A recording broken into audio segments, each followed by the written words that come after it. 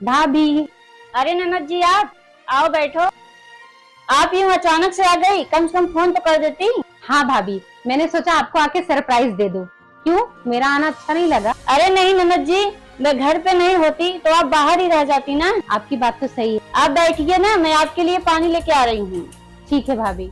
ये लीजिए ननद, पानी आपके लिए। वैसे भाभी, माँ के चले जाने के बाद घर कितना सोना सोना लग रहा है। अरे ननद जी, मुझे तो नहीं लग रहा है खाली खाली। मतलब? मेरा मतलब एक दिन हर एक इंसान को चले जाना है। किसी के चले जाने से किसी का काम थोड़ी ना रुक जाता है। वैसे ननद जी, आप आई हैं, 2-4 दिन रुकेंगी कि शाम को ही चली जाएंगी? सोच रही हूँ 2-4 दिन रुक जाऊँ।